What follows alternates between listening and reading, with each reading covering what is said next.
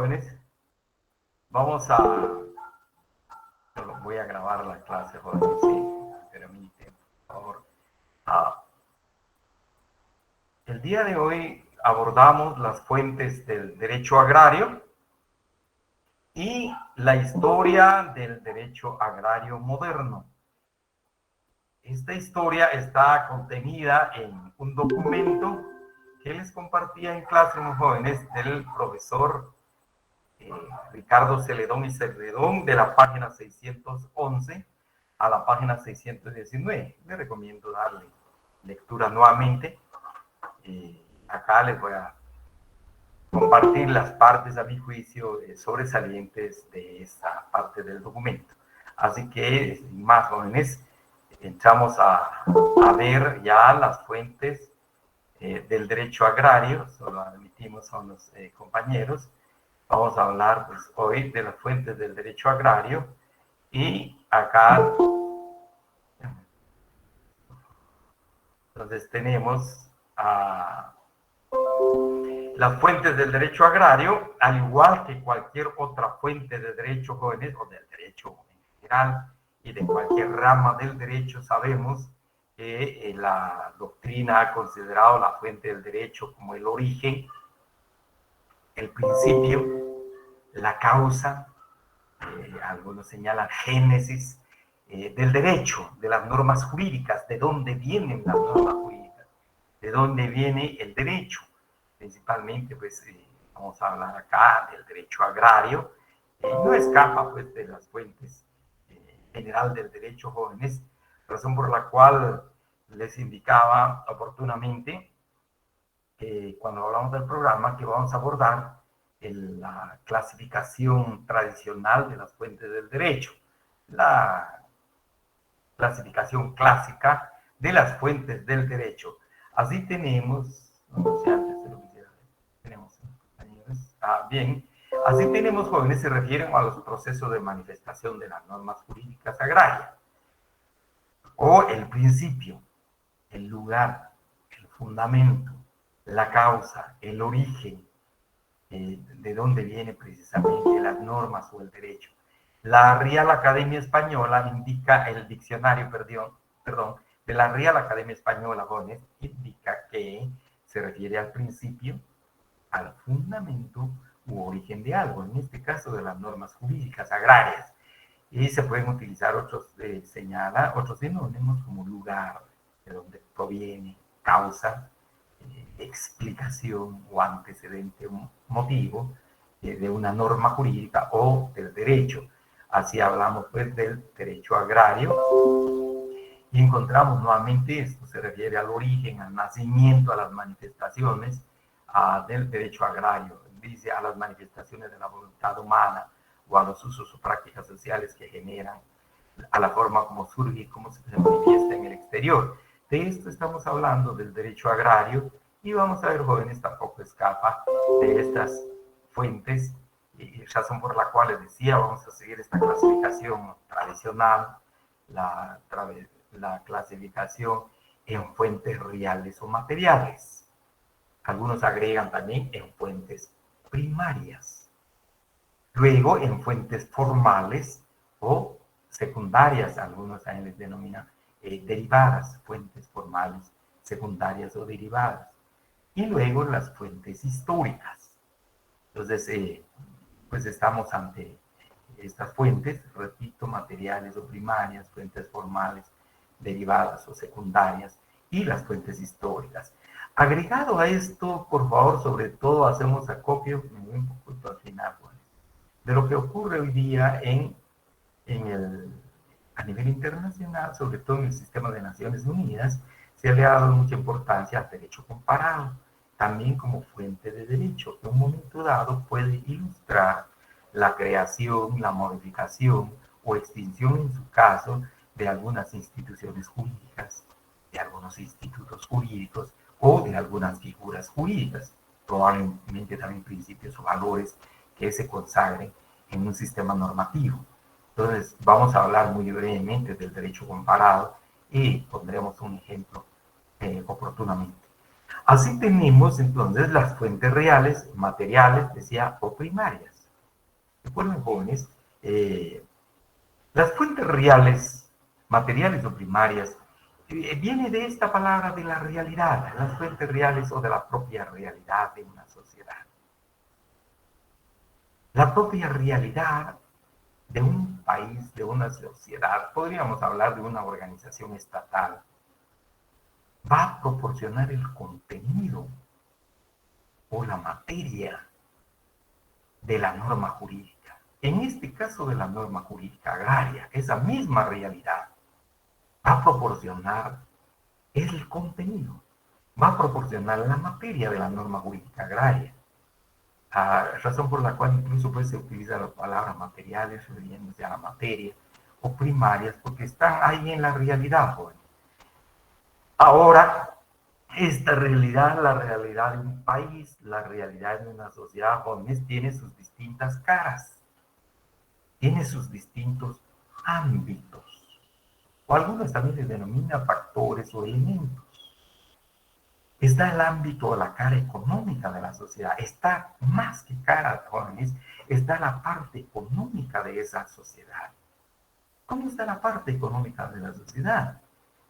Y esa parte económica de la sociedad, esa faceta económica de la sociedad, ese ámbito económico, obviamente va a proporcionar contenido económico o la materia económica de la norma jurídica agraria, especialmente en el caso del derecho agrario, jóvenes, que implica proceso económico. Hemos insistido en esto, en los procesos productivos agrarios, en el proceso productivo de la agricultura, de la ganadería, de la silvicultura y asimismo el aprovechamiento del agua.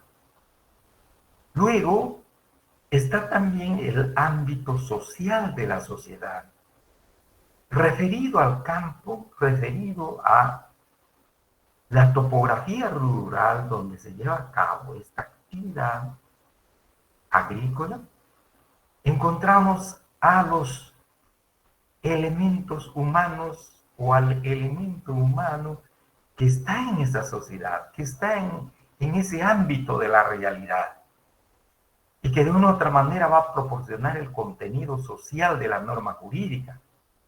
El contenido social, acá viene la materia de la norma, cómo está la composición social de la sociedad. Por ejemplo, jóvenes, ¿en qué condiciones sociales se está produciendo de libertad, de fraternidad, de sometimiento, de subordinación,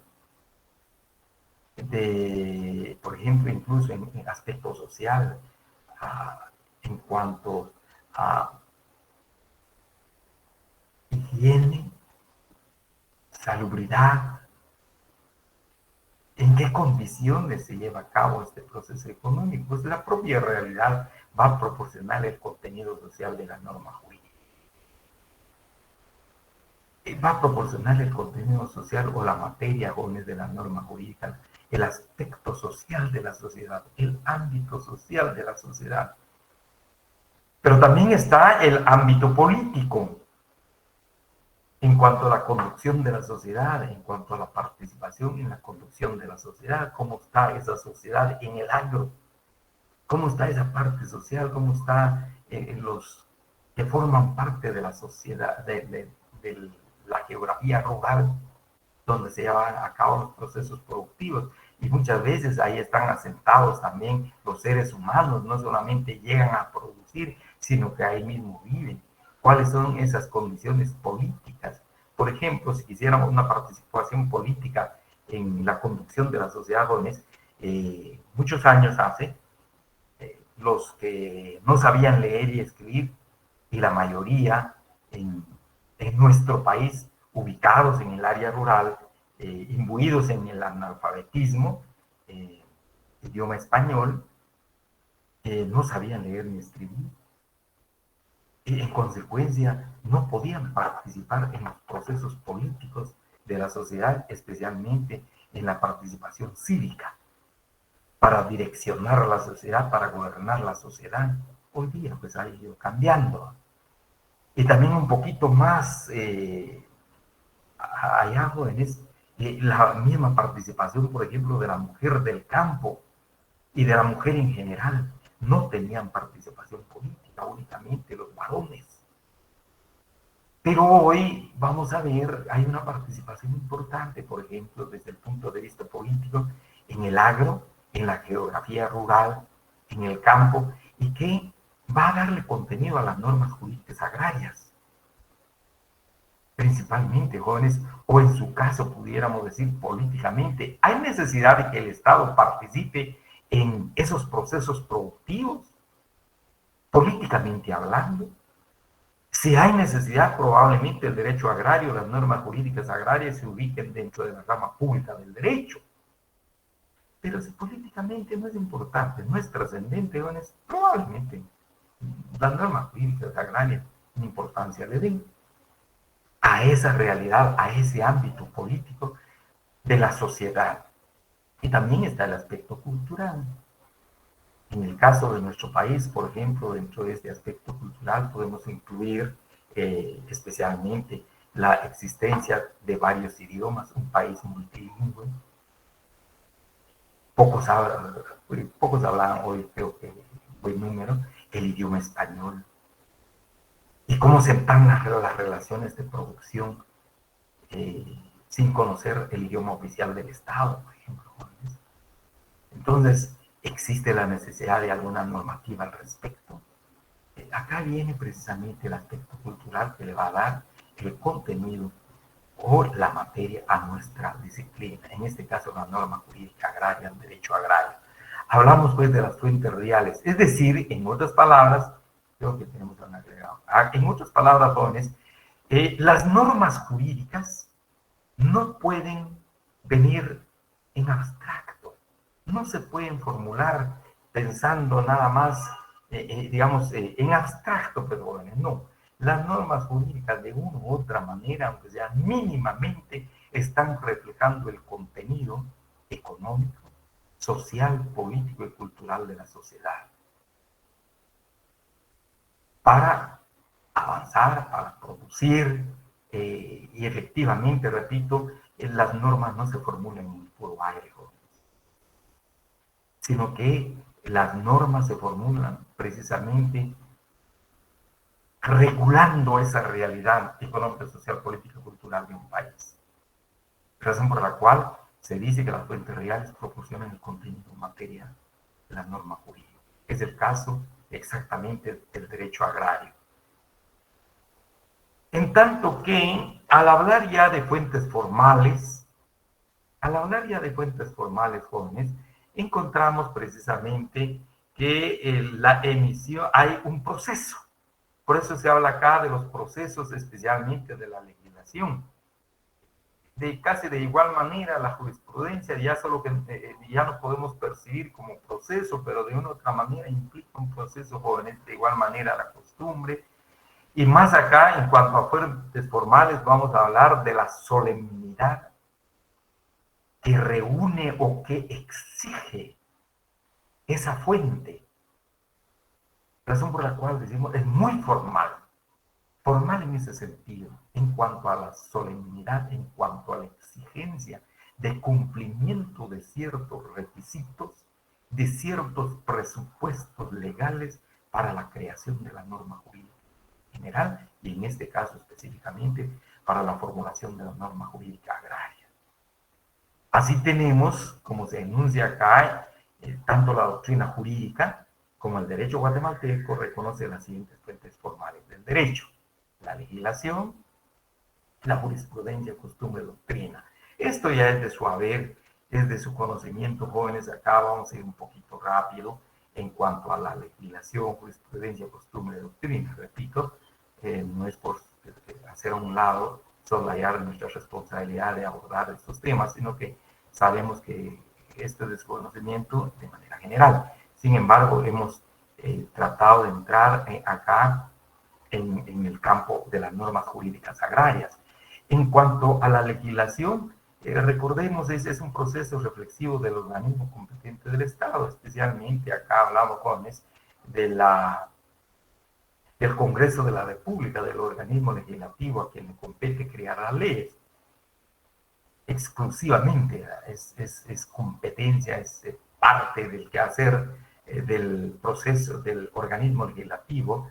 De igual manera, veremos el artículo 2 de la ley del organismo judicial establece que la ley es la fuente del ordenamiento jurídico y que la jurisprudencia la complementará. Y más adelante, cuando hablemos de la costumbre, igual dice, hay una expresión al respecto, hay una regulación al respecto en el artículo 2 de la ley del organismo judicial. Así tenemos, es eminentemente formal, jóvenes, porque y está consagrado en la Constitución de la República, está regulado en la Constitución perdón, de la República, jóvenes, el proceso legislativo. Aparece regulado en el artículo 174, 175 hasta 178, jóvenes, en relación a la iniciativa, en cuanto a la presentación del anteproyecto de ley al Congreso de la República, su aceptación, luego el dictamen de la comisión respectiva, especialmente el dictamen de la Comisión de Puntos Constitucionales. Es importante, a veces se obvia, pero es importante. Tenemos la lectura, acá, jóvenes, la lectura de ese anteproyecto de ley, la obligatoriedad de 3 lecturas obligadamente, a menos que se acoja a la excepción que regula la misma Constitución de la República y la ley orgánica del organismo legislativo. Luego viene la discusión y la aprobación. También se determina acá de qué manera se va a aprobar la ley. Encontramos acá mediante mayoría absoluta, simple o mayoría calificada, dependerá, jóvenes, y luego viene la participación ya del Poder Ejecutivo hasta la publicación de la ley y la entrada en vigencia de la ley. Entonces aquí hablamos de esto, no escapa precisamente las normas jurídicas agrarias. Ahora, obviamente, jóvenes, importante es, por ejemplo, considerar, alguien dice, yo soy del campo y realmente tengo acá un anteproyecto de ley muy bonito y perfecto. Me he dedicado mucho tiempo a hacer este anteproyecto de ley, pero al fin salió a luz y ahorita lo llevo al Congreso de la República. Obviamente no se puede a menos que se canalice a través de un diputado, jóvenes, porque la Constitución de la República, por ser pues acá el proceso legislativo, eminentemente formal, decíamos una fuente formal del derecho, encontramos quienes pueden presentar esos anteproyectos de ley. De lo contrario, pues no se acepta, se rechaza. De igual manera, en relación a la aprobación, jóvenes, en los términos que establece la ley, les decía mayoría calificada simple, y en caso de que se obvie esa mayoría, pues acá adolece de algún vicio esa ley que está por nacer. Entonces tenemos acá, hay que cumplir con esa formalidad, con estas exigencias, con estos requisitos del proceso legislativo. Así establece la legislación. Y no escapa, decía, el derecho agrario, las normas del derecho agrario, por muy democráticas que pretenden ser, por muy de naturaleza social, hemos visto como característica del derecho agrario, jóvenes, o por muy un conjunto mínimo de garantías a favor del trabajador, tienen que pasar precisamente este proceso, el proceso legislativo. Hablamos de acá del proceso legislativo y precisamente, decíamos, compete el organismo legislativo de conformidad con la Constitución Política de la República. Y acá tenemos como la fuente formal solemne, exige solemnidad, seriedad, formalidad, valga la redundancia, rigor, para hablar de la legislación como fuente del derecho. Y pues también es aplicable al derecho agrario. Luego está también la jurisprudencia. La jurisprudencia, decíamos, el artículo 2, si me permiten, jóvenes, vamos a leer el artículo 2 de la ley del organismo judicial. Señala, no obstante, ahí está, jóvenes, en la diapositiva, artículo 2, fuentes del derecho. Como epígrafe, La ley es la fuente del ordenamiento jurídico. La jurisprudencia la complementará. Perdón, la jurisprudencia la complementará. Agrego de una vez el siguiente párrafo en relación a la costumbre. La costumbre regirá solo en defecto de ley aplicable o por delegación de la ley, siempre cuando sea contraria a la moral o al orden público y que resulte probada. Entonces tenemos acá la jurisprudencia, hemos indicado jóvenes que la jurisprudencia viene a ser los fallos que contienen principios, e incluso algunos señalan jóvenes normas que suplen la omisión de la ley y que se funden en las prácticas reiteradas seguidas en casos similares. Y les decía acá, se habla principalmente del fallo de los tribunales. Sin embargo, un poco de manera extensiva también se toma como jurisprudencia esos fallos, esas resoluciones emitidas por las autoridades administrativas que resuelven temas, asuntos o problemas de carácter agrario.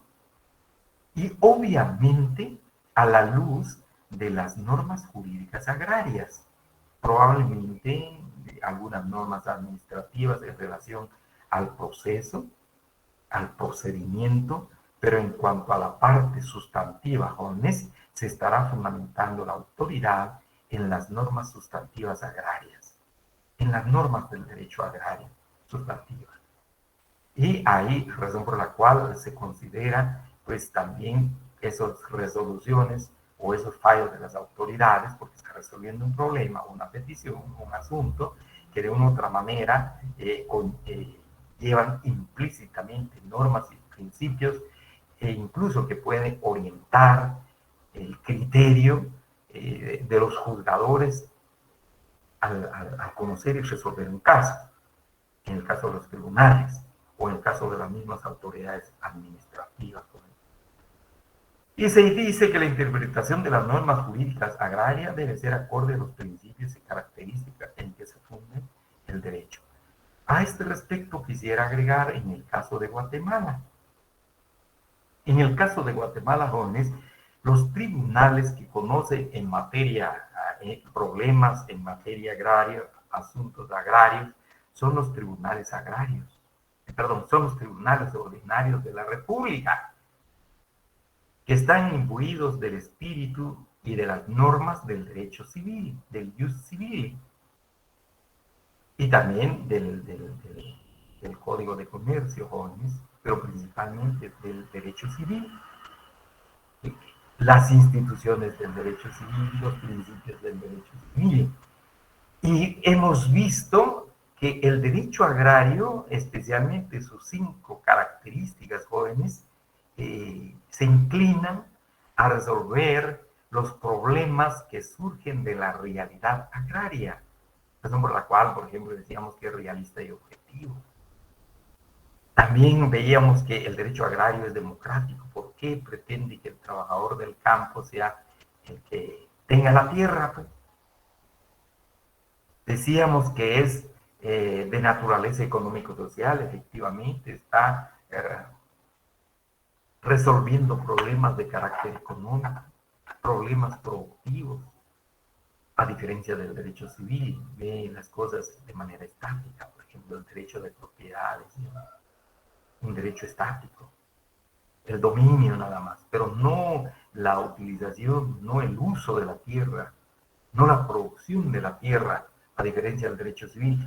Entonces, de estas autoridades que tienen esa formación jurídica civilista, pues obviamente no conocen o se conocen muy relativamente, no profundizan los institutos, los valores, las características, los principios del derecho agrario.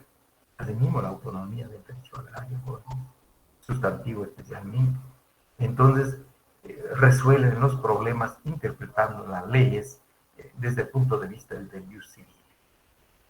En Guatemala hoy día.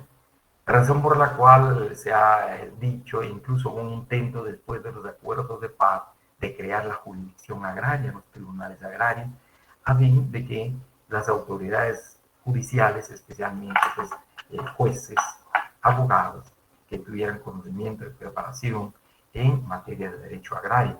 Sin embargo, no se ha logrado, no se logró. El intento pues, quedó corto y prácticamente no prosperó. En tanto que en otros países, México tiene sus tribunales agrarios, Bolivia, Ecuador, otros países de Sudamérica, jóvenes, y hacen aplicación precisamente de estas normas jurídicas agrarias sustantivas, y también ahí es donde ha avanzado el derecho agrario adjetivo procesal, pues resolviendo esos problemas a la luz de estos principios y características del derecho agrario. En Guatemala no se da esto. La Corte de Constitucionalidad ha hecho acopio cuando se ha acudido en amparo con el tema de tenencia de tierra. Les comentaba, les compartía lo que sucedió con un terreno comunal de Choarrancho, Guatemala, pues la Corte de Constitucionalidad se fundamentó, entre otras leyes, en el convenio 169, el concepto de territorialidad que apareja el convenio 169 y los pueblos indígenas, más o menos orientado precisamente hacia las normas jurídicas agrarias. Ese es un caso, Gómez. Pero de manera general, la jurisprudencia de los tribunales pues vienen inspirados precisamente en el jus civil. No así las autoridades administrativas en materia agraria, que sí solucionan los problemas aplicando precisamente las leyes agrarias y sobre todo en el caso hoy día del Fondo de Tierra o del INAO, del Instituto Nacional del Bosque, hoy día igual jóvenes instituciones que están dedicadas a este tema agrario. La costumbre como fuente de derecho. Sabemos, se nos ha indicado que la costumbre es un conjunto de reglas sociales que vienen precisamente de la comunidad, no del Estado. Las mismas comunidades van creando en conjunto sus normas de comportamiento, sus normas de interacción y especialmente con el aprovechamiento de la tierra, también con ocasión de la actividad ganadera, silvícola y especialmente con el aprovechamiento del agua. Entonces estas normas, como se indica acá, tienen un uso más o menos largo a las que las colectividades en las colectividades que las practican se les reconoce obligatoriedad social. No obstante, también se indica, recordemos, que la costumbre se cumple voluntariamente. Sin embargo, tiene carácter también obligatorio, compulsivo, jóvenes, cuando se está atentando contra el orden de la comunidad. Eso también es importante, pero sobre todo hay una llamada de atención a la persona para que entre nuevamente al fuero de la comunidad, al fuero normativo de costumbres de la comunidad, se le aviene, se le llama amigablemente, a menos pues que no cumpla, entonces ahí ya vienen normas un poquito, normas que sancionan más severamente. Así, en el agro quisiéramos agregar, está en la página, jóvenes, de su libro, perdón, del libro que estamos viendo, por favor, si quisieran seguir la lectura, en la página 70, de ahí hemos extraído y algunas ideas de otros libros sobre la costumbre, la jurisprudencia, página 70, la costumbre. Hay una costumbre que algunos autores, algunos doctrinarios, algunos estudiosos del derecho agrario le llaman una costumbre compulsiva o impuesta, dominante, si queremos, jóvenes, aparte de la costumbre creada por la comunidad, que resulta para la misma buena, justa y necesaria para la convivencia productiva en el agro, pero no solamente para el aspecto productivo, sino que para la misma convivencia en el agro, en el campo, sí, ahí están las mismas edificaciones, las casas de los productores jóvenes, a menos que se trasladen de un lugar a otro. Entonces, acá tenemos esta costumbre que viene de mucho tiempo, específicamente en el caso de Guatemala, que conocemos. Hay una costumbre que se ha impuesto de carácter dominante, de dominio, de carácter muchas veces incluso en una oportunidad esclavista, tratar al trabajador del campo como un esclavo, posteriormente como mozo, colono, con todo lo que implica pues, trabajo extremo, trabajo, ese es el trato, digamos, como la tradición, la costumbre, el comportamiento, pero ese no es producto de la comunidad, sino que es producto precisamente de ciertas élites, de ciertos grupos que dominan las relaciones de producción en el agro y que imponen precisamente esos usos sociales, que imponen esas prácticas en la comunidad. Y no se refiere a esto el derecho agrario como costumbre o como fuente del derecho joven, sino que fundamentalmente se refiere a la costumbre que está regulando las relaciones intercomunales, eh, porque la comunidad las ha creado, la misma comunidad, los miembros de la comunidad consideran de que son buenas porque armonizan los intereses individuales con los intereses del común, de la colectividad. Además, se consideran de que son justas, son ecuánimes, ya que evitan el conflicto entre individuo y comunidad. Y además las consideran necesarias, porque si no existen esas costumbres, decía, pues viene la desarticulación de ese orden comunal, de ese orden social, de esa convivencia, e incluso en las relaciones de producción. Podríamos poner ejemplo, en el caso de las cooperativas jóvenes, que se produce de manera amigable, a nadie se le obliga a producir, sino que tienen la convicción de que trabajando en grupo pueden salir adelante, pueden organizarse financieramente, incluso para la adquisición de insumos, para la producción, la colocación del producto en el mercado, ya sea en forma comunal. Tenemos, por ejemplo, los famosos patrimonios agrarios familiares, una familia, pero también están los patrimonios agrarios colectivos, 100 familias, y mantienen esas normas de conducta, esas normas sociales de conducta, para mantener precisamente esa comunidad productiva. Porque también está consciente el trabajador del campo de que solo, trabajando solo, muy, muy difícil saldrá adelante, jóvenes, a menos que tuviese mayor capital. De esta costumbre, pues se está tomando, de esa costumbre se está remitiendo el derecho, y quisiéramos indicar, ahora le decía, ya les leí esta parte, jóvenes, por eso el artículo 2 de la ley del organismo judicial señala la costumbre efectividad solo en defecto de ley aplicable o por delegación de la ley, siempre que no sea contraria a la moral o al orden público y que resulte probada. Es decir, que sea justa, buena para la comunidad, para la convivencia comunitaria y necesaria para esa convivencia comunitaria. Entonces, la costumbre, esta es la fuente del derecho agrario, la fuente del derecho agrario. Esa costumbre que en un momento dado hay varios casos jóvenes, pero podemos ilustrar, por ejemplo, cuando hay problemas de linderos, pues las personas acuden especialmente al juzgado de paz o a las mismas comunidades, las autoridades ancestrales. Se hacen acompañar de testigos normalmente de ancianos que conocen a los vecinos y que conocen a los vecinos y también muy honorables.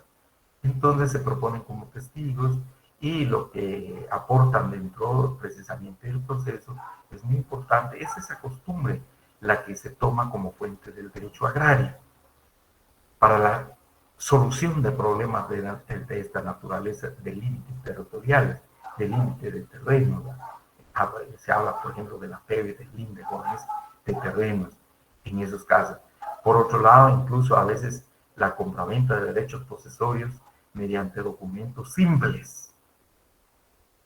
Todavía se cree en la palabra en algunas comunidades y los problemas, pues esa costumbre con el acompañamiento de testigos honorables resulta ser esa costumbre que señala el artículo 2 de la ley del organismo judicial y que es fuente de derecho agrario. Acá hemos mencionado, solo quisiera decir, de la doctrina de manera general, pero no entramos acá, jóvenes. La doctrina de manera general nos habla de la costumbre secundum legem. Algunos dicen secundum legem. La secundum legem, jóvenes, es la costumbre que por su contenido normativo coincide con lo cual sobre la misma materia dice la ley. Entonces tenemos acá, por ejemplo, les decía, jóvenes, a veces la secundum legem es también fuente de derecho. En nuestro caso, está la praeter legem, opera cuando hay un vacío u omisión en el texto de una ley. Es exactamente el caso que decía, acá la ley remite a la costumbre. Hay como una remisión a la costumbre, especialmente sucede mucho esto en el derecho comercial, e incluso en el derecho mercantil, no necesariamente en el agro, pero en el derecho comercial, dado que el tráfico del comercio es mucho más rápido, jóvenes, entonces acá opera lo que en la doctrina se conoce como praeter legem, dentro de la clasificación de la costumbre. Está también la contra legem, o legem, contra legem. Esta es la costumbre derogatoria que pretende normar en sentido contrario a lo que dice la ley. Esto no ocurre en Guatemala, no se da en Guatemala. Se da especialmente en los sistemas jurídicos, como el anglosajón, jóvenes, el sistema jurídico del common law, donde la costumbre es fuerte que puede derogar la ley. En Inglaterra ocurre esto, incluso en algunos casos en los Estados Unidos. Recordemos el famoso jurado de los Estados Unidos, jóvenes, donde se toma en alta consideración lo que esto sería en el caso de la Praeter Legem, lo que ocurre en materia penal, personas que forman parte de un jurado sin tener conocimiento de leyes, sin tener conocimiento de leyes. Entonces, en estos sistemas jurídicos la costumbre es muy importante. Decía, hasta puede derogar precisamente una ley. No ocurre precisamente en el caso de Guatemala. Entonces, la costumbre como fuente de derecho agrario, pero sería de tomar en consideración esa costumbre que regula relaciones armónicas de respeto y dignidad a la persona en las comunidades, en los procesos productivos agrarios, pero no la costumbre, jóvenes, acá que denigra la dignidad del ser humano y especialmente del trabajador. Eh, Tenemos ahora la doctrina. La doctrina en derecho agrario hemos indicado que es muy importante, resulta muy importante, jóvenes, especialmente que se está formando todavía el derecho agrario, las ideas, las opiniones de los estudiosos del derecho agrario resulta ser realmente relevante, muy importante. Entonces, tenemos de manera general que se dice que la doctrina son las opiniones de los jurisconsultos, de las personas dedicadas al estudio de una rama del derecho, en este caso, la rama agraria del derecho, el derecho agrario. Se les conocía como prudentes en Roma y en Grecia, jóvenes, porque se les consideraba sabios en el arte de comprender el derecho. Eran escuchados con carácter normativo, se les ponía mucha atención y lo que decían realmente se tomaba en alta consideración, ya sea para crear leyes, para formular leyes, o en su caso también para resolver algunos problemas, coadyuvaban al trabajo de los jueces a través de sus escritos, de sus libros, en los que plasmaban sus opiniones, sus criterios, sus ideas respecto a un instituto, a una institución o a un tema jurídico. Por eso se dice que los jueces no son jurisconsultos, los jueces son aplicadores de la ley, sino que los doctrinarios o jurisconsultos son los que cultivan la ciencia jurídica, los cultivadores de la ciencia jurídica. Estamos hablando, en el caso de Guatemala, jóvenes, han habido conmutados abogados. Mencionábamos el caso del profesor, recordarán ustedes, Toledo Peñate, mencionábamos la definición que nos acompaña respecto al derecho agrario. su conocimiento, su experiencia, y se plasma un documento y resulta ser pues un documento valioso en términos de opinión. Lo mismo podemos decir del documento que nos está sirviendo de texto compilado en este texto que manejamos jóvenes del profesor Mario Vinicio Castañeda Paz. También más adelante vamos a ver el profesor René de León Slotter también ha escrito sobre el tema de derecho agrario, también fue profesor del curso de derecho agrario en nuestra facultad. Opiniones muy importantes. Entonces han aportado sus ideas, sus opiniones que forman parte de la doctrina. Luego se dice la doctrina jurídica es la base de las normas jurídicas y los jueces, además de su capacidad técnica y experiencia, pues acuden precisamente a la doctrina, jóvenes, para la solución, para emitir sus resoluciones, lo que es bien importante. Entonces, la doctrina también se considera pues como fuente del derecho agrario de nuestro país. No obstante, quisiéramos agregar, no aparece expresamente en la ley del organismo judicial, ya que en la ley aparece, jóvenes, especialmente en la ley del amparo, de igual manera en el Código Procesal Civil.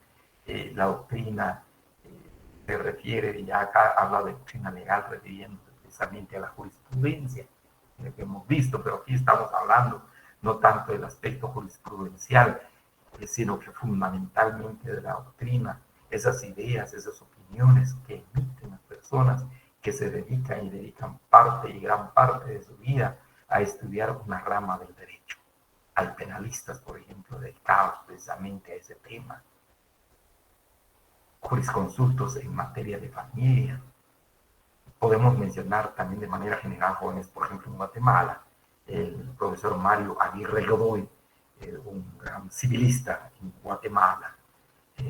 Yo creo que a la altura de los autores Calamandrei, por ejemplo, civilistas, el profesor Mario Aguirre Godoy, un guatemalteco dedicado, un jurisconsulto en materia de civil, en jus civil. Podríamos mencionar también otro especialista, otro jurisconsulto, que ha abordado temas en materia de derecho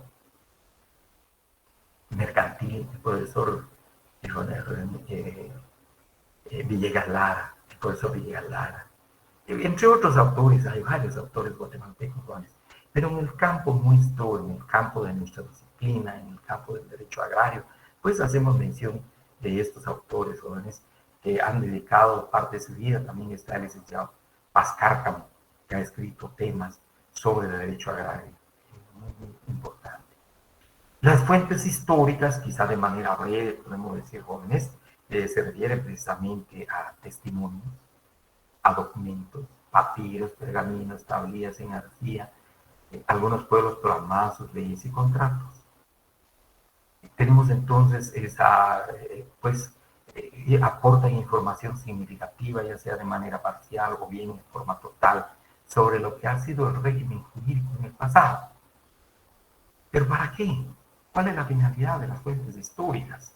Como se indica acá, jóvenes, a efecto de encontrar explicación a las instituciones legales que rigen la conducta de las personas en el presente, aun cuando dichas fuentes no sean expresión de instrumentos estrictamente jurídicos. De acá. Entonces tenemos las fuentes jurídicas y cuando veamos ya en el próximo módulo, por ejemplo, jóvenes, podríamos hablar en el caso de la tenencia de la tierra en Guatemala antes de la colonia, y decimos ahí están estos documentos mayas, probablemente, pero no postcoloniales, sino que precoloniales.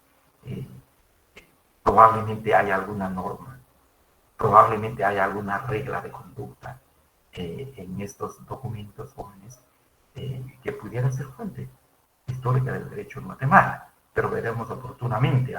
Entonces, estamos hablando pues de las fuentes históricas y muy puntualmente podríamos hablar, jóvenes, así, por ejemplo, la Constitución de Cádiz, más o menos casi al final de la colonia en América, la Constitución de Bayona, y luego la Constitución de Guatemala en 1924, como fuente histórica, cómo reguló el tema agrario, el tema agrícola, los procesos productivos. Llegamos a 1900, más o menos 1879, jóvenes bajo el régimen liberal, la Constitución liberal desde entonces, cómo reguló la tierra, la tenencia de la tierra, los procesos productivos agrarios. La de 1945, sabemos eh, que se plasmó en esa Constitución como fuente histórica de derecho. Así, tenemos varias fuentes históricas, jóvenes. Entonces, estas son las fuentes históricas del derecho agrario. Es decir, van a ser documentos, testimonios que guardan leyes, que guardan normas, o como señala acá más extensivamente, contratos, como normas jurídicas individualizadas en su texto, que guardan precisamente estas disposiciones de conducta. Hablamos de fuentes históricas y vamos en el curso es importante para orientar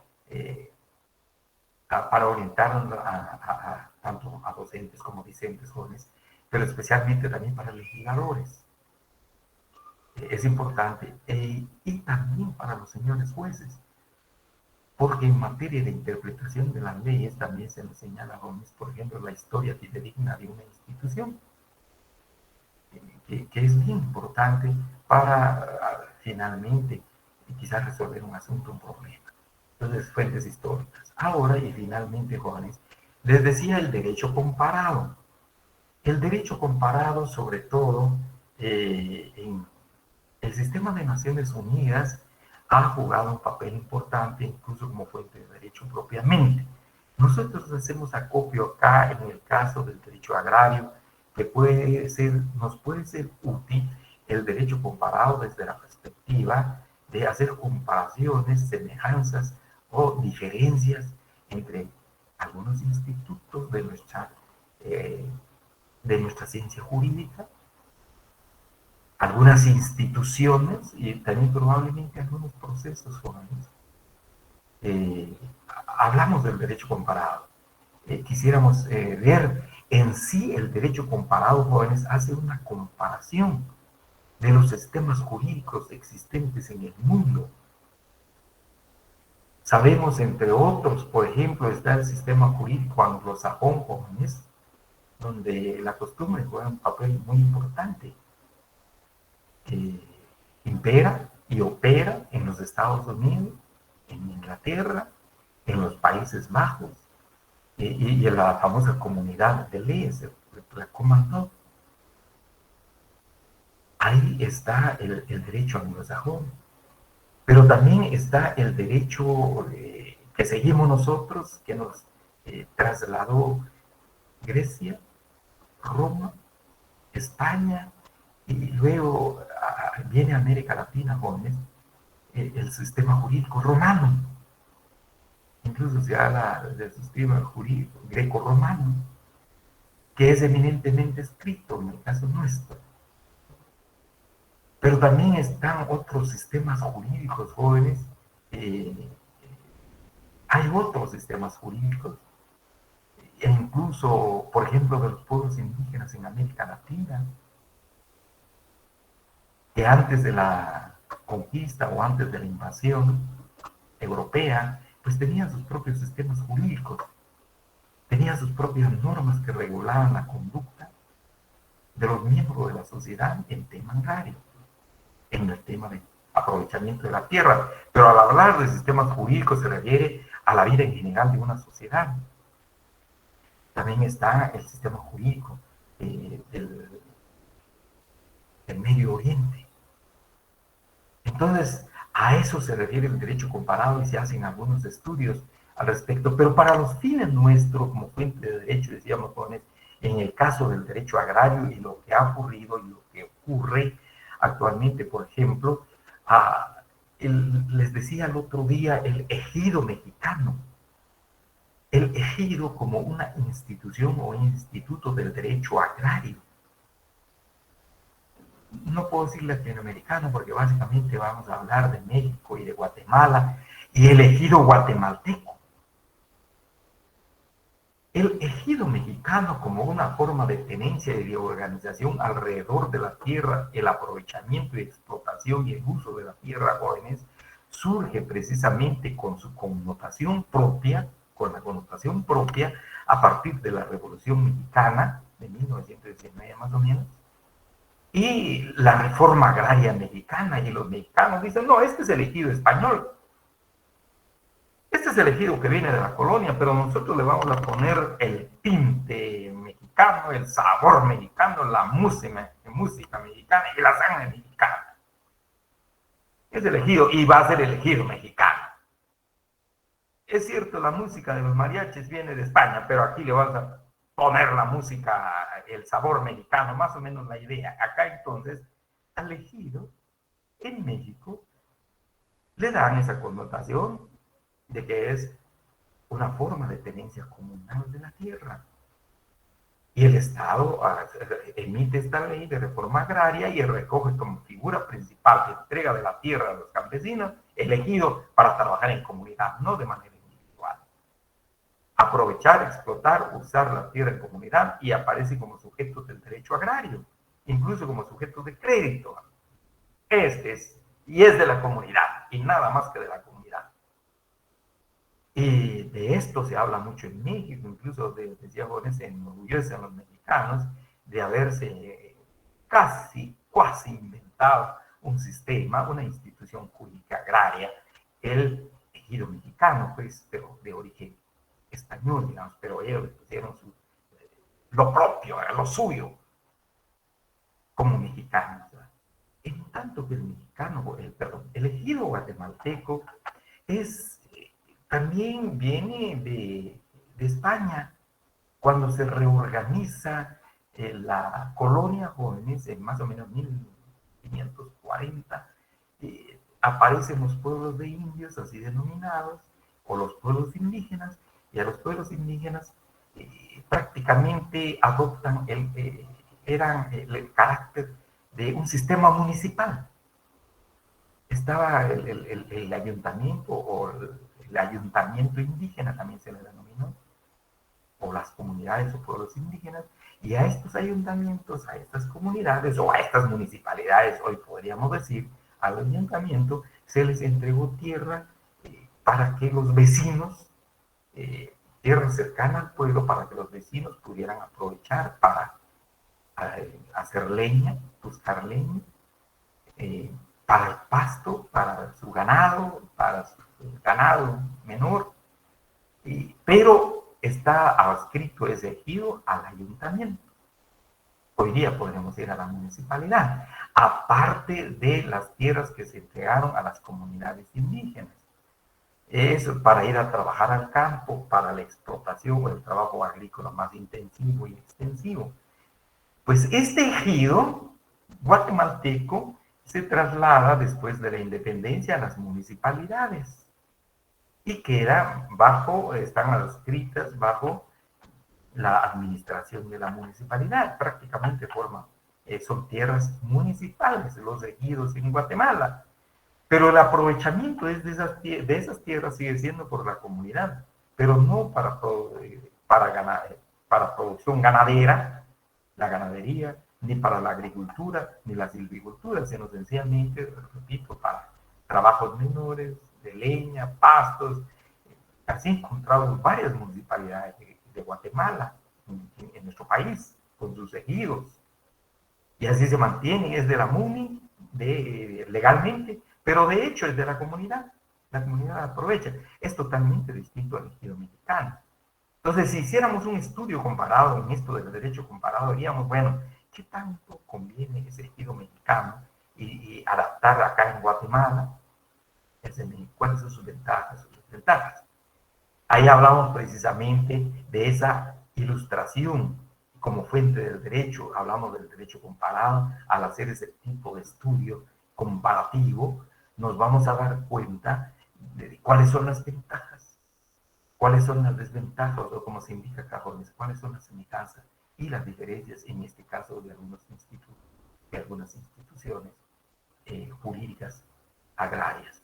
Entonces, tomamos acá pues el derecho comparado en materia agraria. Y finalmente, pues acá ya, ahí terminaríamos, jóvenes, en el tema del derecho, ¿no? En las fuentes del derecho. Si hay alguna pregunta, por favor. No sé si hay preguntas, jóvenes. Y si no, pues pasamos a otro tema.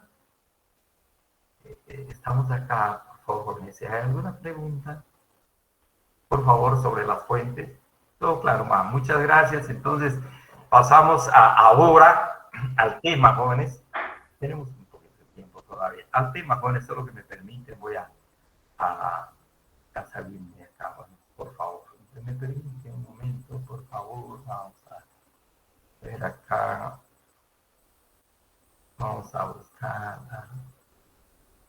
el tema que abordamos acá, jóvenes. Aquí está. Vamos a hablar sobre la historia del derecho agrario moderno. Por favor, sin que esto implique que haya existido un derecho agrario viejo, jóvenes, o un derecho agrario antiguo, al hablar de un derecho agrario moderno. Por favor, esa aclaración la hace el profesor Ricardo Celedón en el documento ya compartido en Classroom, jóvenes, y le decía, por favor, continúa, denle otra leída de la página 611 a la página 629. Y aquí extraigo algunas ideas que considero importantes para compartirles. No obstante, pues, por favor, la lectura de este documento. Entonces, tenemos acá, pues, le decía, al hablar de derecho agrario moderno, el autor y varios autores, no solamente el jóvenes, pero él asumiendo la responsabilidad de su documento, pues hacen ver de que es reciente la ciencia jurídica que se encarga del derecho agrario. La ciencia como conocimiento, jóvenes, sistemático, conocimiento profundo de algo, en este caso, del objeto de esa ciencia, del derecho agrario sería nuestro caso, para ir profundizando sobre los valores que consagra este derecho, esta disciplina jurídica, sobre los principios que consagra esta disciplina jurídica. Pero fundamentalmente cuando se habla de esta ciencia jurídica y el derecho agrario, jóvenes, se está buscando la autonomía, la separación del derecho agrario del derecho madre, del derecho civil, del jus civil. Esa es fundamentalmente la idea que subyace, y acá, sí, permito, por favor, ya de esta parte, compartirles estas diapositivas. Repito, ideas extraídas de este documento, jóvenes, por favor. Entonces, al hablar de derecho agrario moderno, dice muy bien, ahora ha surgido una ciencia jurídica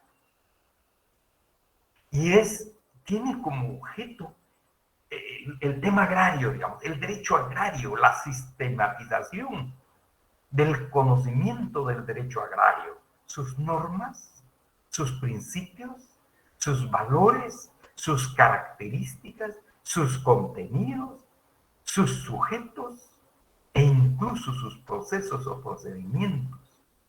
Razón por la cual pues se habla la historia del derecho agrario moderno, porque como vamos a ver acá, jóvenes, ya en esta parte, resulta que la agricultura es tan antigua como la humanidad.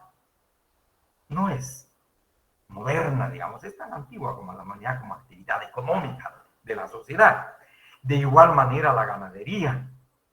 La ganadería también es una actividad tan antigua, jóvenes, no es nada nuevo. Acá lo de la agricultura, entonces, perdón, la ganadería. Quizás lo nuevo es la silvicultura, porque los árboles los botaban a sana y mansalva sin importar nada, sin importar el tema ambiental, hasta tiempos pues, recientes se le ha dado la importancia del caso. Entonces tenemos acá, y esta actividad del agro, la agricultura y de la ganadería, e incluso el uso del agua, el aprovechamiento del agua, fue regulado por el derecho civil. por normas del derecho civil, por el jus civile. Sin embargo, recientemente, ahora pues, acá, ahora sí me permito, por favor, leer unas partes y también explicar y comentar algunas otras partes. Señala, el origen del moderno derecho agrario se ubica en Italia a finales del siglo XIX y en España, Francia y Alemania, América Latina, en el siglo XX. El nacimiento del derecho agrario moderno se opera hasta el momento en que confluyen una serie de circunstancias económicas, políticas y sociales. La transformación, perfeccionamiento y perfiles característicos dependen siempre de estos factores. Es decir, el derecho agrario, jóvenes, como cualquier otro derecho, no surge de la nada, no surge de lo abstracto, sino que va a surgir a partir de las circunstancias y de la realidad, como vimos en Fuentes Reales del Derecho, a partir de las circunstancias y la realidad económica de un país, de una sociedad, de los problemas políticos y sociales de esa sociedad.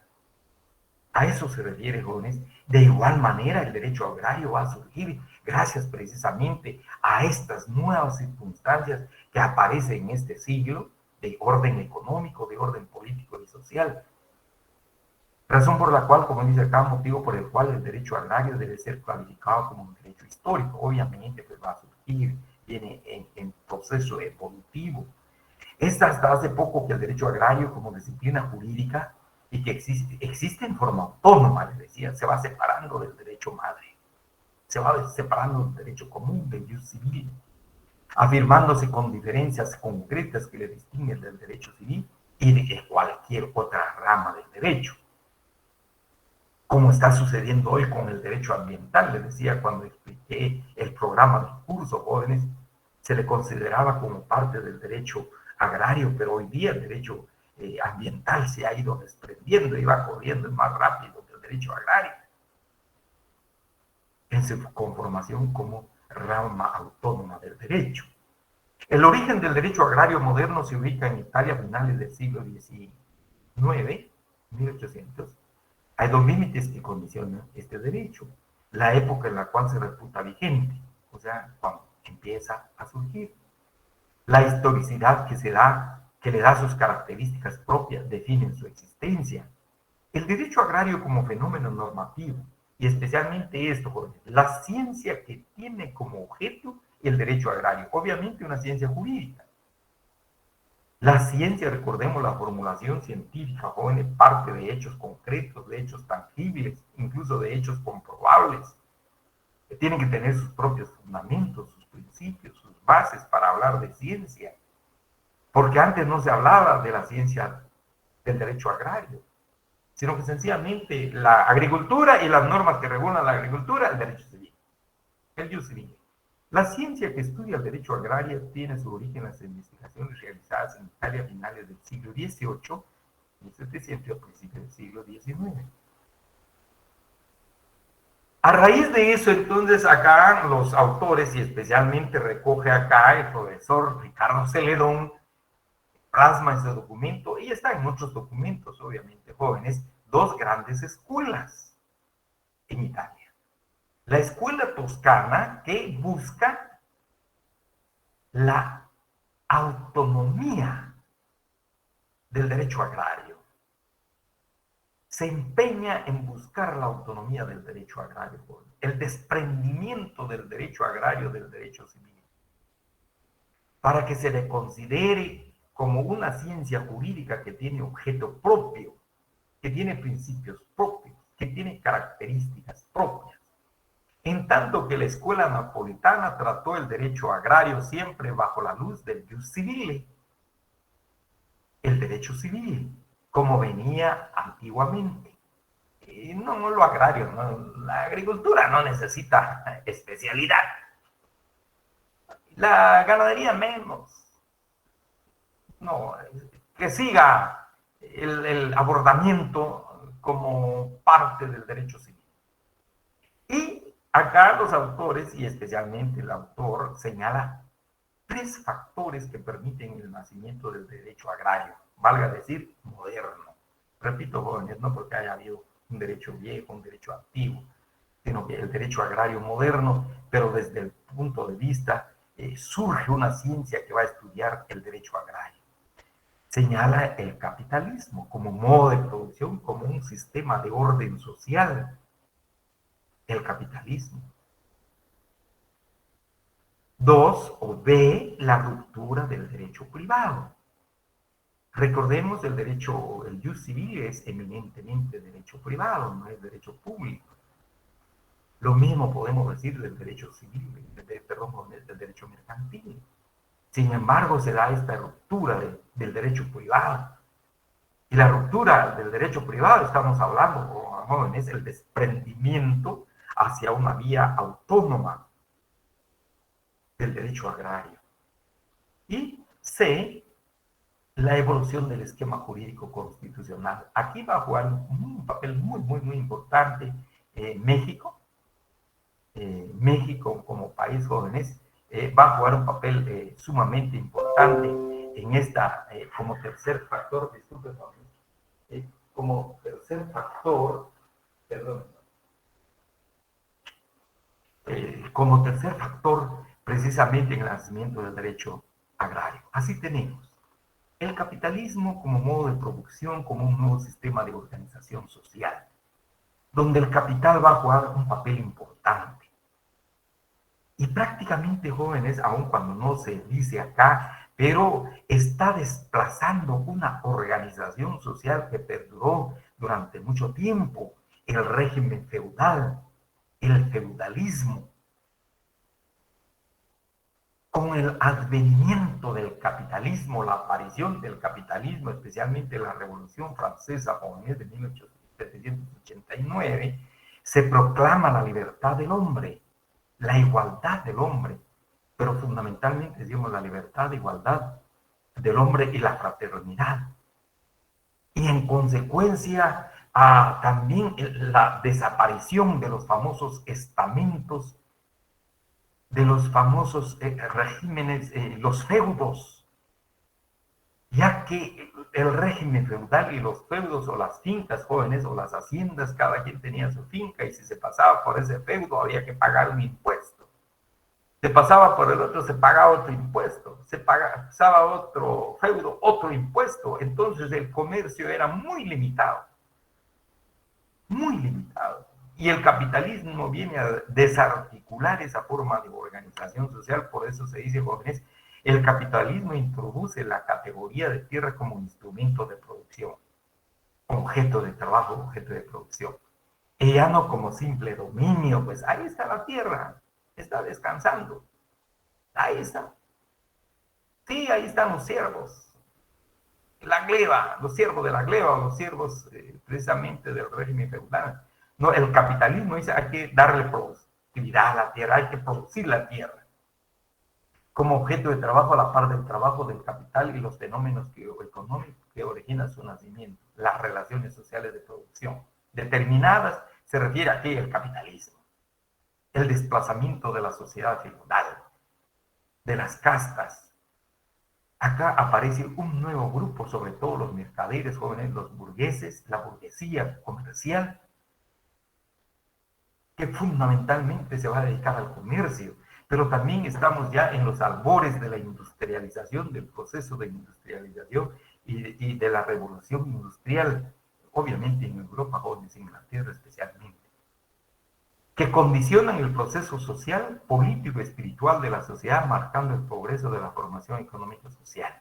Dejar a un lado el feudalismo, e incluso el dominio que tenía especialmente la iglesia sobre la mente de las personas, porque se creía que el papado pues era el representante de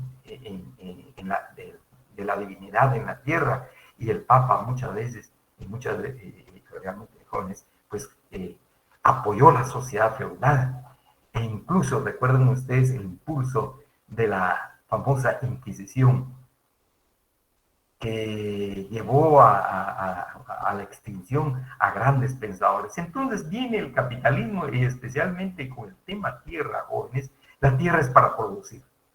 Fue importante la legislación en materia comercial y económica. Acá va a revestir también importancia el derecho mercantil. El fundamento de la ruptura de la unidad del derecho privado en relación al derecho agrario, jóvenes, que ya es cierto, pasa no a la naturaleza pública, el derecho agrario todavía no pasa a ese, sino que más como un derecho del individuo para tener tierra y no solo los señores feudales. Lo que importa es comprar la tierra. Les hombre la cual porque va a ser para trabajar y que se mueva la tierra. Que haya movimiento del famoso mercado de tierras. La unidad del derecho privado sucede porque el Código Napoleón resolvía el derecho de la tierra en el derecho civil, en el derecho de la propiedad, con el problema de que en materia comercial aparecen categorías de unidad y actividad manteniéndose la tierra en la esfera de la voluntad del individuo. El individuo ya no está sometido a la tierra como siervo de la tierra, sino que ahora que se libere, si puede comprar tierra, que compre, que sea para su producción, que sea para producir los bienes satisfactorios de la sociedad. Así entonces encontramos importante fue la legislación en materia comercial y económica. El Código Napoleónico agrupó en reglas propias del comercio marítimo y terrestre un solo cuerpo legal, todavía en el derecho civil. Pero el derecho mercantil, con ello el derecho mercantil dejó de ser un derecho subjetivo. Cada quien alegaba qué era desde su punto subjetivo, qué era su derecho, cuál era su derecho, sino que se fue sistematizando el derecho mercantil para darle vida al comercio. Recordemos que el comercio es una actividad tan rápida, dinámica, y así era el derecho entonces que se va a revelar el derecho mercantil para convertirse en un derecho objetivo. Y aquí aparecen objetivamente, o sea, en un sistema objetivo de normas, los derechos plasmados precisamente acá y especialmente el derecho de la individualidad, de la propiedad, ya no de los estamentos, ya no de los señores feudales. Aquí ya aparece pues precisamente, jóvenes, una nueva organización de la sociedad, apoyar el capital, especialmente a los comerciantes, el movimiento del capital, la revolución industrial. Eliminó la sociedad en estamentos y los principios jurídicos de los estamentos. Aparece la Revolución Francesa de 1789, estamos hablando de esta revolución. Prácticamente es la entrada del capitalismo a finales del siglo XVIII.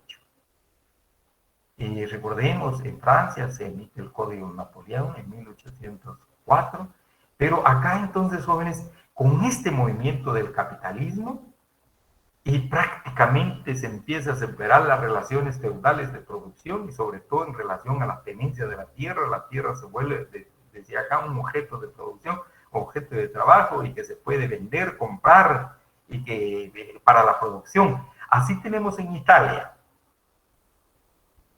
Se empieza a estudiar con mayor profundidad doctrinaria el tratamiento del derecho agrario. Es decir, la doctrina, decíamos, la importancia de la doctrina, las ideas, las opiniones, los criterios. Y aparece el abogado Giangastone Boia, o Bola si queremos. Giangastone Bola es uno de los primeros juristas que se va a dedicar a estudiar de manera sistemática y casi en términos ya de ciencia el derecho agrario. Y hay mucho interés de Giangastone Bola. En 1922 aparece, gracias a él, la revista de Derecho Agrario. Y en esta revista de Derecho Agrario, jóvenes, aparecen discusiones doctrinarias de varios abogados. Y no solamente de Italia, especialmente de Italia, sino que también de otros lares. España, especialmente españoles, alemanes, no mucho. Franceses, no mucho, porque están imbuidos todavía bajo el Código Napoleón. Y a efecto de ver que el derecho agrario se encamine hacia su autonomía. Así, en 1922 también se instala la primera cátedra de Derecho Agrario en la Universidad de Pisa, Italia, cuyo maestro, cuyo profesor, cuyo docente va a ser Giangastone Bola. Y Giangastone Bola fue muy activo en este caso, Pero la idea fundamental acá se buscaba separar el derecho agrario del derecho civil, del ius civil.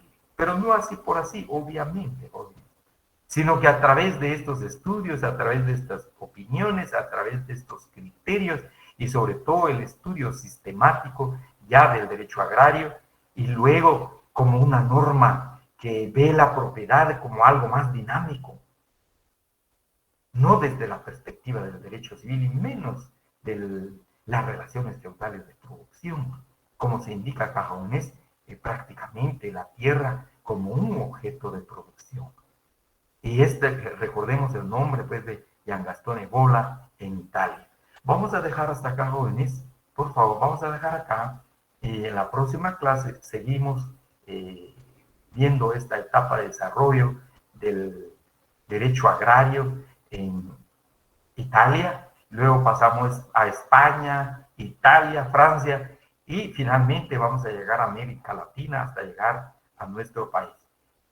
Esto está extraído, por favor, las diapositivas que tenemos acá, el contenido, está extraído del documento del profesor Celedón Jorge, páginas 611 a 619. Por favor, le recomiendo la lectura, ya que aquí tenemos de manera muy sucinta las diapositivas. Pues agradecerles, jóvenes, creo que si hay alguna pregunta, por favor la pueden formular, tenemos un par de minutos todavía. Entonces, ahí terminaríamos prácticamente con esta historia del derecho agrario moderno y ya entraríamos a la segunda unidad de nuestro programa, al segundo módulo de nuestro programa, jóvenes. Espero entrar en la próxima clase. Si no hay preguntas, pues les agradezco mucho. Disculpe. Sí, Martín, por favor. Sí. Perdón. Respecto al tema, todo súper, todo bien. Solo una consulta. Varios compañeros creo que se quedaron fuera de su curso el día de hoy. No sé si el link está fallando o usted ya no les pudo dar ingreso, porque por ahí me estaban... Fíjese que no hay nadie, Martín, no sé si ya... Bueno, ahorita yo creo que ya no, porque pues, por el tema de estar esperando, la llamada lo saca uno automáticamente, pero no sé si... No creo que el link sea el que dé problemas, sino que... Es probable. Voy a ver, Martín, por favor, en eso estoy apoyándome en un técnico para que ahí sí me en esta parte. Espero que para la próxima clase superemos este. Le agradezco mucho. Es más, quisiera indicarle también si hubiese algunos compañeros, si ustedes me avisan, inmediatamente les damos ingreso. Muchas gracias. Ok. Bueno, es que me dio pena interrumpirlos. No hay ninguna. Bueno, muchísimas gracias a ustedes, a todos y a todos. Muchas gracias. Les deseo feliz noche. Licenciado, perdone, una preguntita, ¿qué páginas dijo del libro? 611 a 619. Muchas gracias. Y les agrego, por favor, si tienen tiempo, lean las demás páginas. Es un poquito profuso, ¿verdad? Ya se refiere a derecho procesal o adjetivo agrario. Una pregunta sacaremos de ahí. Nos interesa esta pregunta. Muchas gracias, Sonia. Compañeras y compañeros, muchas gracias. Gracias, licenciado. Buenas noches. Buenas noches, jóvenes. Les deseo feliz descanso. Gracias, licenciado. Feliz noche. Muchas gracias. Gracias, licenciado. Feliz noche. A usted las gracias. Feliz noche, licenciado. Buenas noches, gracias. Silvia. Buenas noches, mucho gusto. Que descansen, jóvenes. Buenas noches, Lick. Buenas noches, muchas gracias, Magali. Buenas noches. Me voy retirando, jóvenes. Muchas gracias. Les deseo feliz descanso.